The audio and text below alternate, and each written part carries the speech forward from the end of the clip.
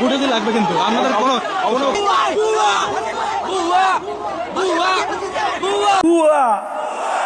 ভুয়া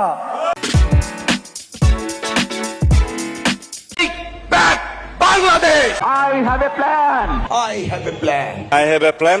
বলো বাবাজি। Family card. যেমন একজন নারী যখন সেই টাকাটি পাবেন, উনি যদি একটি মুদির দোকানে গিয়ে সদাই করেন, এরকম ওনার আশেপাশে যারা সেটি পাবেন, আরও যে সকল পরিবার, আরও যে সকল নারী পাবেন, তারা সকলে যখন ওই মুদির দোকানে যাবেন, স্বাভাবিক সেই মুদির দোকানের সেল বাড়বে। সেই মুদির দোকানে যখন একজন কর্মচারী যদি এখন থেকে থাকে, 1 মাস পরে বা 2 মাস পরে সেই মুদির দোকান মালিক দেখবে যে আমার একজন কর্মচারী দিয়ে হচ্ছে না, তখন সে আরেকজন কর্মচারী নিয়োগ করবে। ফলে কি দাঁড়াচ্ছে? কর্মসংস্থান হচ্ছে এবং সেই কর্মচারী 2 জন বেতন পাবে, তারাও গিয়ে গামছা কিনবে, লুঙ্গি কিনবে, অথবা তার সন্তানের জন্য চিপস কিনবে, অথবা একটা ছোট ফ্রক কিনবে তার মেয়ের জন্য।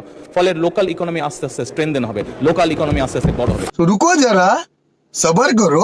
ফ্যামিলি কার্ড দিব। ফ্যামিলি কার্ড হলে 5000 টাকা চাইতে আছে সব বড় বড়। বিদ্যুতের দাম বাড়ানোর প্রস্তাব করেছে বাংলাদেশ বিদ্যুৎ উন্নয়ন বোর্ড বিপিডিবি।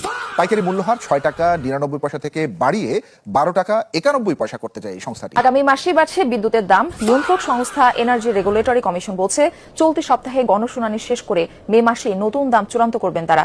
সেটি হলে জুন থেকে গ্রাহকদের গুনতে হবে নতুন দাম।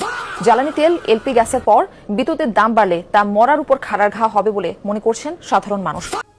এবার অগ্রিম আয়কর বাড়ছে ব্যক্তিগত গাড়ির নিবন্ধন কিংবা নবায়নে। এছাড়া দামি মোটরসাইকেল মালিকদেরও দিতে হবে আয়কর। বিমান কিংবা হেলিকপ্টারেও থাকছে একই বিধান। আর করজাল বিস্তৃত করতে কার্যক্রম নেওয়া হতে পারে ইউনিয়ন পর্যায়ে। হাজার বাড়িয়ে ব্যক্তির করমুক্ত আয়সীমা 4 লাখ টাকা করার অনুমোদন দিয়েছেন প্রধানমন্ত্রী। চালু হচ্ছে সম্পদ কর ব্যবস্থাও। একই সময় চাল, ডাল, চিনি, খেজুর, ফল ও সব ধরনের নিত্যপণ্যের উপর থাকা উৎসে কর 0.5% নির্ধারণ করা হয়েছে।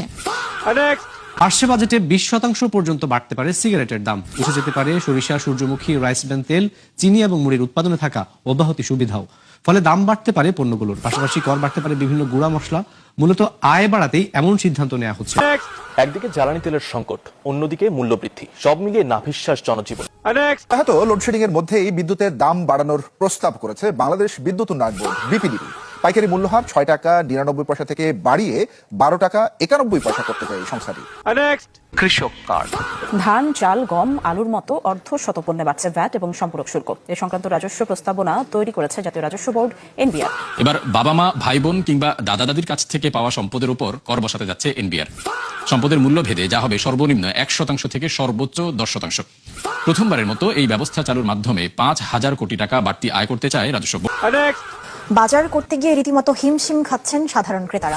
মাত্র 1 সপ্তাহের ব্যবধানে 1 ডজন ডিমের দাম 15 টাকা বেড়েছে। সপ্তাহের ব্যবধানে বাজারে নতুন করে চাল, চিনি, ডিম, পেঁয়াজের মতো কিছু পণ্যের দাম বেড়েছে। এখনো সংকট আছে বোতলজাত ভোজ্য তেলের। দামের এমন ঊর্ধ্বমুখী প্রবণতায় বিপাকে পড়েছে সীমিত আয়ের মানুষ। ফ্যামিলি কার্ড, কৃষক কার্ড, প্রবাসী card, LPG card. I have a plan. তা কাম হয়ে গেছে গু আমার আশা। কিসের? দেশের।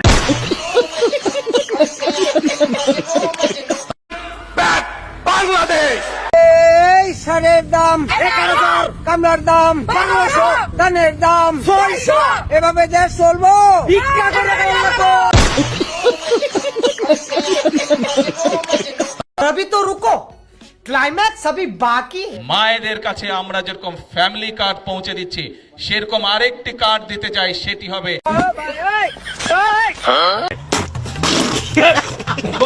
রাগ করলা? না না